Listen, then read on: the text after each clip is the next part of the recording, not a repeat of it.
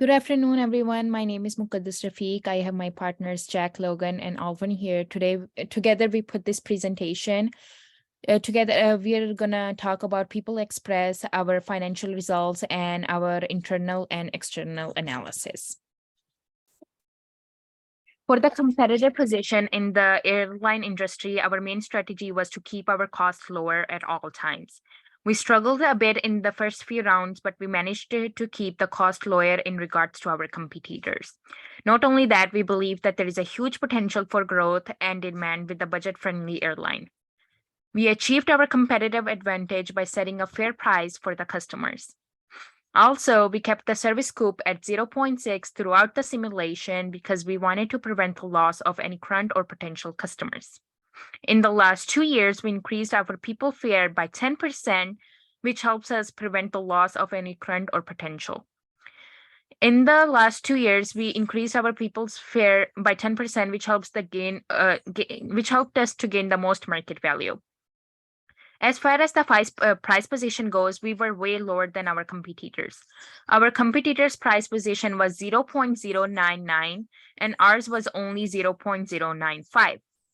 Target service quality was higher than expected. We were instructed to have at least 0.6, but we went way higher, which is about 1.1. Lastly, we tried our best to increase the growth rate, but it went slightly down because we managed to bring it up after a few years. When it comes to aircraft acquisitions, for a few years, we gradually increased buying aircrafts, as you can see it in the chart right here. It gives us some type of an idea how much we're spending on buying a single aircraft and how many people we are hiring each time. By the end of years 10, quarter 4, we ended up buying 45 aircrafts in total. Each quarter, we were buying one aircraft, but in the year 8, quarter 4, we ended up buying 2 aircrafts. We looked into our profit and made a decision that it is best to buy 2 aircrafts in that quarter. We realized that it is a great strategy to earn more market value, yet keep the cost low at the same time. For our people fare strategy, we decided to keep the pricing lower than our competitors. We decided to keep our people fare constantly for the first 5 years because we were doing pretty good without it. But after 8 years, we increased the people's fare by 15% because we wanted to earn the most market value. In the beginning of the year 9, we saw that our competitors began decreasing their price and they wanted to match with our prices. But little did they know that our pricing was way lower than them, as you can see it in the graph. For our hiring strategy, our decisions were based on employee turnover, customer service, and aircraft acquisitions. Each time we felt the need to hire employees, we hired from 10 to 15 employees based on the numbers of aircrafts. As you can see, we started with 50 employees and then gradually went upwards. In the year 2, quarter 2, we increased the hiring number to combat high turnover ratio.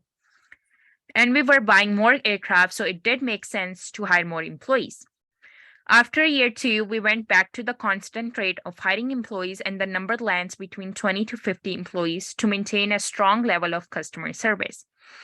After year 9, quarter 2, we stopped hiring employees because we noticed that there's a less need and we are spending way too much money on it. As you can see it in the graph right here, we just drastically lowered the numbers of employees till last year because we were spending way too much into hiring employees and it was bringing down our market value.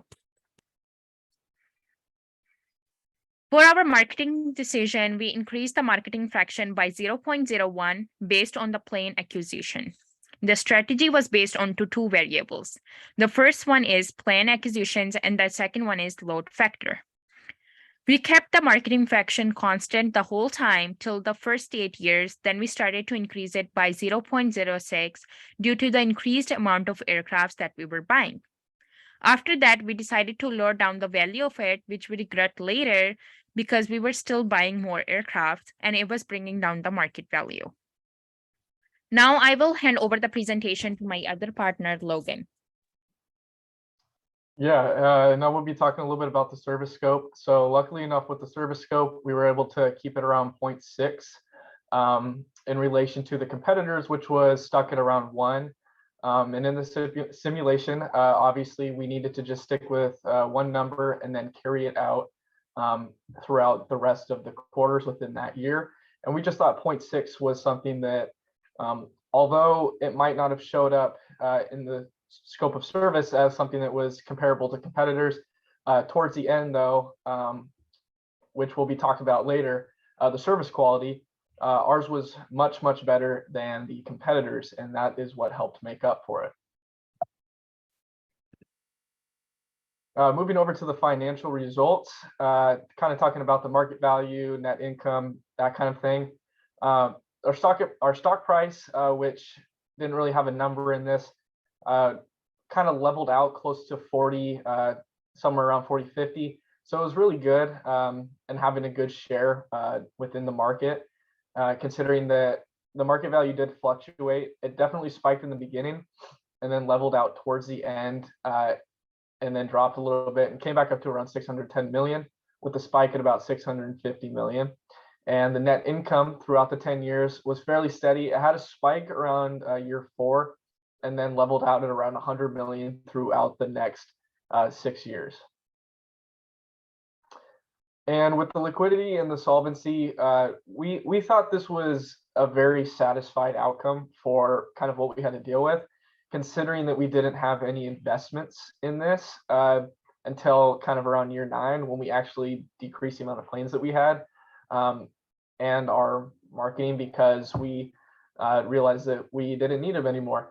So outside of the investment, our cash flow from operations and from financing were very positive and very effective. That ultimately ended up coming together and giving us a net cash flow that was very positive. With the operating efficiency, and as far as the return on capital and the cost of capital and the relation to each other, cost of capital stuck relatively around 0.1, which is pretty fine with this. And we determined that ultimately we had a very satisfied return on capital compared to cost of capital. As you can see in the beginning, we did have a little bit of a dip, but that is just because we are acquiring planes. And then once business picked up and we're able to have more and more revenue and more profit, your return on capital is a lot better. And it ultimately ended up leveling out close to about 40%. With our capital structure, as far as leverage ratio, this one was kind of interesting because, like I said earlier, we didn't have very many investments. And to calculate this, you do need to have investments. And the only investments early on that we had, which was a dip in the last chart, was the airplane acquisitions, and that we spiked those a little bit in the beginning, just so that we could have more people and more customers. That ultimately ended up being quite satisfied with this because we did not go over the max. So that was definitely a plus in this. So moving on to leverage safety. So our leverage safety was very low in the beginning due to not generating enough income, and we were still acquiring aircraft. But in the end, our leverage safety, I thought it was pretty satisfactory because our TIE ratio was above the minimum. So as you can see in the beginning, for about like the first 3-4 years, we weren't really safe in terms of leverage. We were still kind of on that middle line. But once year 5 hit, it spiked up, and we started generating more and more money, which means that it eventually surpassed all of our debt. So we were safe. So it was very effective. In terms of customer demand, so it did increase at a higher rate, but then it started to decrease kind of at a steady rate. And this is because our passenger growth was larger than our capacity growth rate. And then it changed to the capacity growth rate being larger than the passenger growth. So as you can see on the top graph, our load factor, it started off lower than the break-even load factor, which means that our customers weren't buying enough of our tickets, so our planes were kind of empty. But then then our load factor surpassed the break-even load factor, and it stayed like that for the entire rest of the game, which means that our customers kept buying more and more tickets, and yeah, it just seemed to work out pretty well. In terms of service quality, so our service quality ended up being more than satisfactory. So it started off decreasing as time went on, and then as time went on, it started to increase. And at one point, we actually surpassed our competitors in terms of service quality. So as you can see from the top right graph, so it started to increase around year 4, and it just kept increasing. And eventually we surpassed 1, and that's where our competitors were at. And it seemed to even out right about like 1.1. So overall, our service quality was very satisfactory. So moving on to the systems perspective in the People Express simulation, there were many key interconnections that we identified in the People Express system that had critical impacts on our results. As you can see on the slide, this figure shows a visual representation of the key interconnections, starting with an increase in revenue, which will lead to aircraft acquisitions, and aircraft acquisitions lead to an increase in hiring. However, hiring costs and marketing costs lead to a decrease in profits, and those costs lead to an increase in people's fare.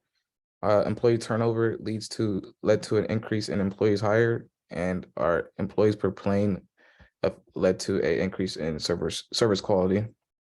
And our main delay is the service quality variable, which affects our reputation in either a positive or negative way. Next, we have the strategy dynamics in People Express, and I will be going over the 2 main feedback loops, which is the fleet expansion, which is a reinforcement loop, and our reputation, which is a balancing loop. So as you can see in the figure, the number of passengers carried is the main stock of these loops. So starting with the fleet expansion, the number of passengers carried leads to an increase in revenue, and an increase to the revenue variable leads to an increase in the People Express fleet and our scheduled flights. And an increase in the People Express fleet then moves back around to the main stock and causes an increase in the number of passengers carried. Now that we're back on the main stock, we now flow into the reputation loop, which starts with the number of passengers carried, which then determines our service quality. And this is where our delay comes into play, as you can see. So the service quality then affects our reputation, which the People Express reputation affects the number of passengers carried. So in conclusion, we found that the top 2 tactics that worked well for the team were our steady growth tactic and our people's first tactic. For the steady growth tactic, once we generated enough net income, our value stayed constant at 1 plane acquisition with a fare of 0.9, our marketing at 10% of our revenue, and hiring to keep our employees per plane at an average of 66 per plane. This lasted until year 8, and after this period, we took a more aggressive aircraft acquisition approach and started decreasing our marketing fraction and the employees we hired, which led to a substantial increase in the market value. Next, our people first tactic worked out well for the company. We kept our fares lower than the competition.